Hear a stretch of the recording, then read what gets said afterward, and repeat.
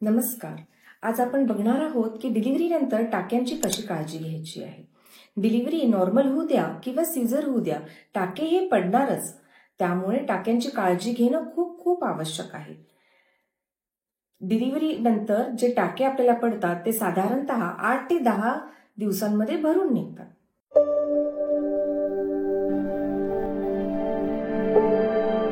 आता बघूया normal delivery नंतर काय काळजी घ्यायला पाहिजे.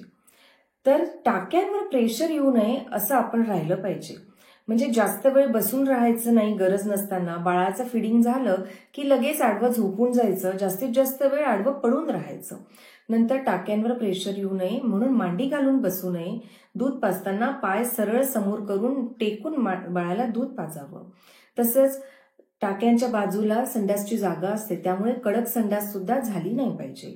त्यासाठी आपल्या आहारामध्ये पालेभाज्या, फळं, केळी, मोसंबी, अनार, तसेच काळा मनुका, अंजीर ही सगळी पदार्थ आपल्या आहारात असली पाहिजे.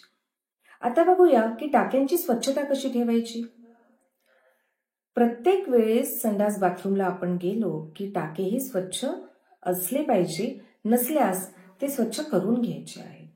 नंतर टाक्यांना स्वच्छ केल्यानंतर कोरडे करायचं आहे आणि त्यांना मलम लावायचं आहे. मलम पहिल्या 10 ते 15 दिवसांमध्ये लावणं खूप आवश्यक आहे. मलम दिवसातून 3 ते 4 वेळा लावायचं आहे आणि मलम लावताना वरच्या बाजूकडून खालच्या बाजूकडे असा मलम लावायचा आहे. टाके धुताना सुद्धा वरच्या बाजूकडून खालच्या बाजूंकडे धुवायचा आहे. नंतर कधीही मलम उलट्या बाजूने लावू नये. संडासच्या जागेकडून वरच्या बाजूला असा लावू नये, नाहीतर मग इन्फेक्शन व्हायची भीती असते. तसंच आपण यासाठी सीड्स बाथ सुद्धा घेतो.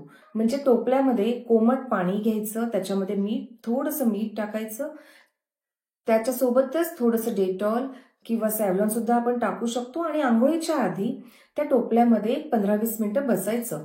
म्हणजे टाक्यांना शेक मिळतो, सूज कमी होते, दुखणं कमी होतं आणि टाके लवकर भरून निघतात. टाके धुताना पाण्यामध्ये साबण आपण मिक्स करू शकतो, थोडंसं डेटॉल टाकू शकतो किंवा सॅव्हलॉन टाकू शकतो आणि अशा या पाण्याने आपण टाके दिवसातून एकदा तरी धुवून काढले पाहिजे.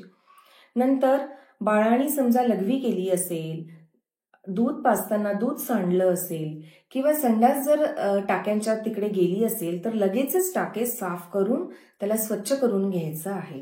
हे खूप लक्षपूर्वक करणं आवश्यक आहे. तसेच आता टाके भरण्यासाठी पौष्टिक आहार सुद्धा आवश्यक आहे. त्यामुळे सकस असा पौष्टिक आहार घेणं खूप खूप आवश्यक आहे.